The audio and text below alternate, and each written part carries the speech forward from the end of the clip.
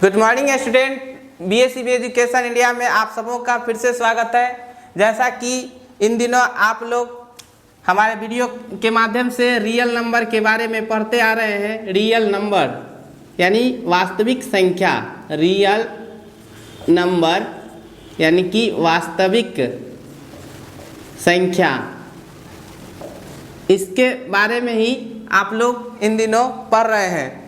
आज हम फिर से आप सबों के सामने रियल नंबर यानी वास्तविक संख्या से संबंधित टॉपिक को ही लेके आपके सामने उपस्थित हुआ हूं। तो आइए शुरू करते हैं आज के क्लास को। जैसा कि आप देख रहे हैं बोर्ड पर पहले से ही लिखा हुआ है HCF एंड LCM, यानी कि आज के वीडियो में हम आप लोगों से बात करेंगे HCF और LCM के बारे में।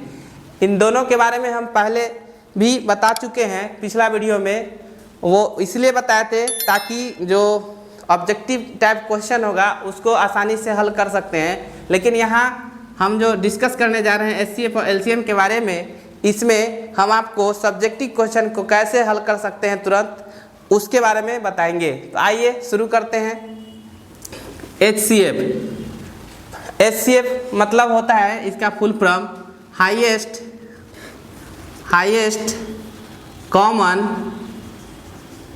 Common factor, highest common factor,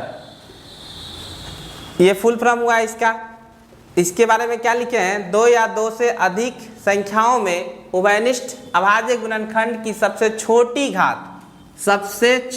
घात, मेन पॉइंट, सबसे छोटी घात के गुणनफल को HCF कहते हैं।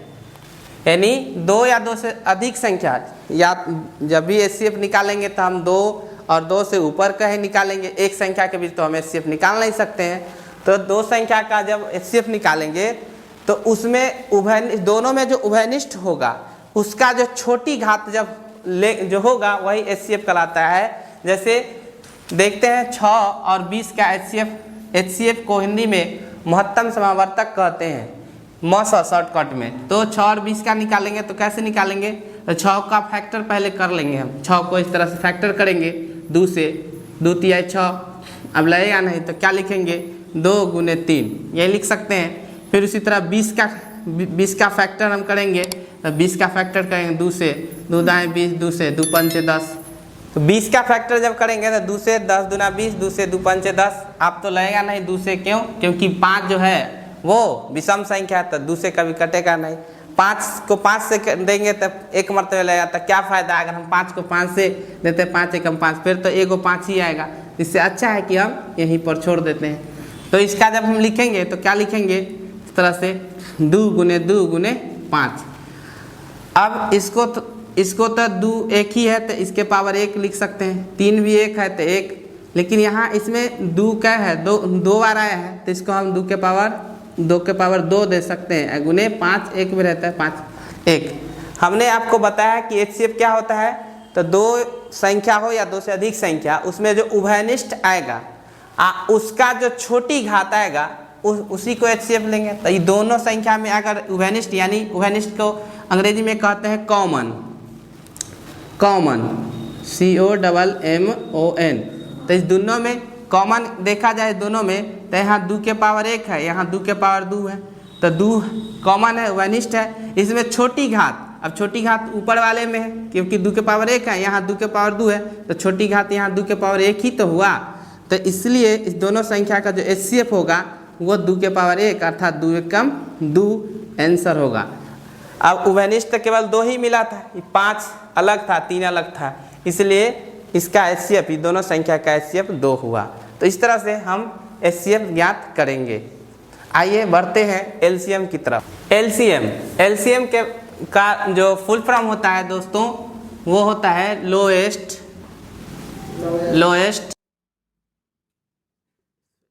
LOWEST, लोएस्ट, C से कॉमन और M से मल्टीपल होता है, मल्टीपल। वहाँ था F इसलिए फैक्टर आया था, यहाँ है M इसलिए मल्टीपल, लोएस्ट कॉमन मल्टीपल, जिसको हिंदी में कहते हैं लघुत्तम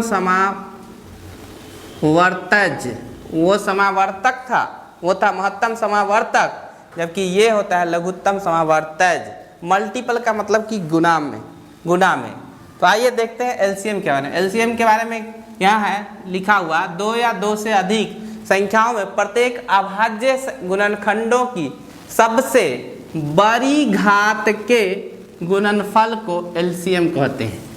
यहाँ उसमें था एचसीएफ में सबसे छोटी घात को कहते एचसीएफ, में कि दोनों में जो कॉमन आया था उसको, लेकिन यहाँ कॉमन आए वो भी और जो कॉमन न आए वो भी, उसमें जो बड़ी घात होगा, अगर कॉमन आता है तो उसका दोनों में जो बड़ी घात होगा वो लेंगे, और जो कॉमन नहीं भी आया ना तो वो भी संख्या ले लेंगे, और सबका जब गुणनफल प्राप्त होगा तो वही एलसीएम कहलाता है। जैसे 6 तथा 20 का एलसीएम ज्ञात करें, तो फिर 6 का फैक्टर किए थे, अभी देखे थे 2 गुने 3 आया था।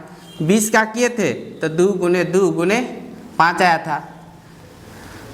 तो यहाँ इसको लिख दिए थे 2 के पावर 1 गुने 3 के पावर 1, क्योंकि एक ही बार है 2 और 3। यहाँ इसको लिखे थे 2 के पावर 2, क्योंकि 2 2 बार है, और 5 गुने 5 के पावर 1 एक ही बार। जब इसका हम एलसीएम निकालेंगे, यहाँ एलसीएम है तो एलसीएम निकालेंगे, तो यहाँ देखते हैं कि यहाँ दोनों में यहाँ 2 के पावर 1 है, यहाँ नीचे वाला में 2 के पावर 2 है। तो हमने बोला है कि बड़ी घात लेना है, तो दोनों में से जो बड़ी घात कौन है, तो 2 के पावर 2, यहाँ 2 के पावर 2 लेंगे। गुने ये 3 तो मिला नहीं, तो नहीं मिला वो भी लेना है, तो 3 के पावर 1। गुने 5 के पावर 1 भी नहीं मिला तो ये भी लेना है 5 के पावर 1।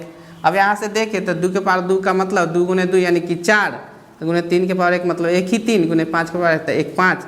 अब 4 3 12, 12 5 60, यानी कि 6 और 20 का एलसीएम कितना आया, 60 आया। तो इस तरह से हम एलसीएम ज्ञात करेंगे। यहाँ इससे पहले हम एलसीएम के बारे में बताए थे कि 2 या 2 से अधिक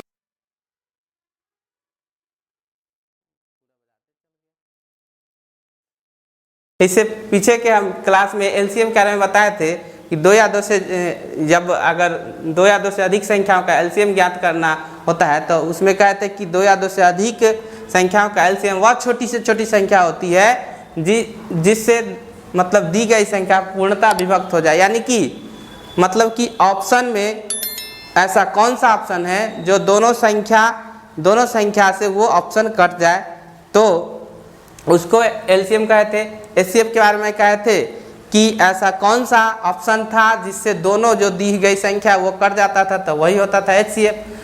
तो वो तो हम ऑब्जेक्टिव बनाने के लिए बताए थे, यहाँ सब्जेक्टिव बनाने के लिए इस रूल का पालन करेंगे।